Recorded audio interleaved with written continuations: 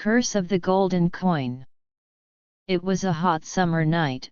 Rahul had spent the past several hours at his friend's house watching the IPL match. He was tired, hungry, and just wanted to get home. It was nearly midnight. Actually, it was exactly only 2 minutes away from midnight. He never liked being out this late, but after all his exams, he just wanted to spend some time doing the things he loved rather than have his head buried in books. Glancing up at the sky, Rahul could see that the moon hung low in the air, casting a bright but strangely frightening glow on his surroundings. And to his sudden realization, he was all alone. Not a single soul on the street, and any other buildings all around seemed empty, no lights on in any of them, many seemed vacant or long abandoned. This sudden feeling of loneliness sent a shocking chill down his body. It was so strong that the summer night suddenly stopped being so hot and he was freezing. Not wanting to let this feeling sink any deeper, he quickened his pace, wanting to get home as quickly as possible. But he was still at least a good kilometer away. He had been down these streets dozens of times. Never had he felt this way before, but never had he traveled here during the night, and never ever at midnight. To his left, tall buildings rose like giant concrete trees, empty and lifeless. To his right, nothing but real trees, real, but still the calmness of it all seemed lifeless to him. No noise, no wind, no nothing, just him and his footsteps in the night. As he walked, his foot brushed against something solid. Something that made a metallic clank noise, something out of place and something oddly inviting. Without looking down, he paused, not wanting to, but somehow he still felt like he needed to. Bending down to examine what his feet had touched. Shining in the light? No, it wasn't shining, it was more of an internal glow, glowing under the pale moonlight. He saw something small, round and gold. Putting his hand against it, he realized it was a coin. He picked it up, and for a fraction of a second, he thought he heard something, just a faint voice, just a faint, light noise that seemed to have vanished before it even appeared. Putting this strangeness aside, he looked at the coin, the face of a woman, a beautiful woman, carved into the coin. Both sides the same thing, a beautiful woman with an inviting smile, long wavy hair and the most amazing eyes he had ever seen. He froze, not knowing that he was actually standing still and not realizing for how long, but he froze there, just staring at the coin, not wanting to move, afraid that this moment will pass away, like the woman would leave him. It was a treasure, he thought, a rare find that promised untold riches and fortune, and much more than the gold. It was the woman he felt was far more worth. Snapping out of his daze, he put the coin in his pocket, safe for him to keep. All this he felt, it's all his. With a smile on his lips and a spring in his step, Rahul continued on his way, the golden coin safely tucked away in his pocket.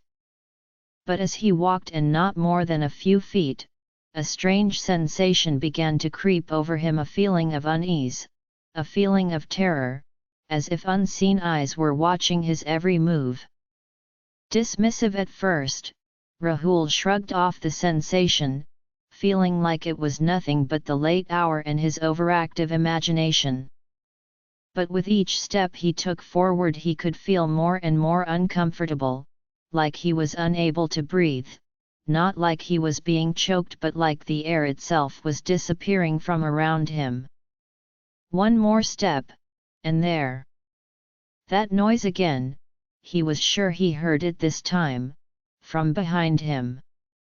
He stopped, wanting so badly to turn, but every muscle in his body wanted him to not turn, wanted him to not find out what it was. Swallowing hard, breathing deep, he took another strong and long step forward. Again. A hum, he was sure of it, he heard it, clearer, a voice, a female voice. He was sure of it. Unmistakable. This time he didn't stop, he didn't freeze, he ran, his legs moved faster than they ever did, his body had a mind of its own and its mind was screaming to run away. Mine, screamed a voice, clearer, louder, a shriek, a scream, a woman, screaming from right behind him. It felt as if the voice was right behind him, so close that he felt a strong wind against his back with the word. Not stopping, he turned his head around to look at what was behind him, and the moment he looked at her, everything about her was caught in his mind immediately. She was beautiful in the most terrible way, dressed in an all-white gown, tall, much taller than he was, much taller than any human should be, glowing bright golden, her hair moving like it was made out of snakes. As if this sight wasn't horrifying enough, she was running towards him with her arms outstretched, to grab him. She was only mere feet away from him, her face and mouth moving in anger and every expression of it, wanting to catch him. He turned back around, quickened his already quick pace and ran. She was still screaming mine, mine, mine all the while. He could hear her getting closer, not her footsteps but her screams. Strangely, there were no footsteps of hers, and every second or so he could feel her fingers graze against his back. It felt sharp like blades across his skin. She was almost at him. She had almost caught him, but there he was, almost at home. He could already see his house in the distance. Not more than 100 meters away, not more than a few minutes before he was safe. Desperate to run, desperate to be safe, he ran, and with each moment he could feel the distance between him and the lady grow further. He felt relief as he was almost at his door. He turned around to look at where she was. She wasn't there. Nowhere to be found. She was gone, gone as fast and as mysterious as she had appeared. He was at his house door, fumbling in his pockets to get the key. He managed to open it, all the while looking around to see if she was still around somewhere. He checked each corner and each shadow, even checked all around and behind him, but there was nothing. He stepped into his house, feeling of being safe washed over him as he locked the door behind him. He crashed onto the floor, exhausted, his legs trembling, his lungs burning, his eyes teared up, his body sweating and aching. Knowing he was safe, he closed his eyes, for a moment, and then he remembered something: the coin. The coin. He still had it, that beautiful coin. How could he forget it? He reached into his pocket, found it, still there, still safe, the precious little thing. Running his fingers against it, he thought maybe he had imagined it all. How could something like that happen in a day and age like this? Nonsense, he felt. His mind then went back to the coin. Having this coin with me probably made me paranoid because it's such a treasure, he felt. Smiling and looking at the coin, he came to another realization: the face on the coin, the woman on the coin, the woman chasing him. They were both the same. Not a moment after he made this realization, his eyes detected movement, not anywhere around him, not anywhere except the coin. The eyes, they blinked, and before he could react, the lady, she leaped out of the coin and he was gone.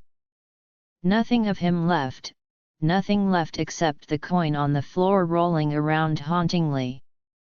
A small creak, the door opened, the coin once again, rolled onto a street as if guided by an invisible hand, off to find its next victim. The night was still young after all.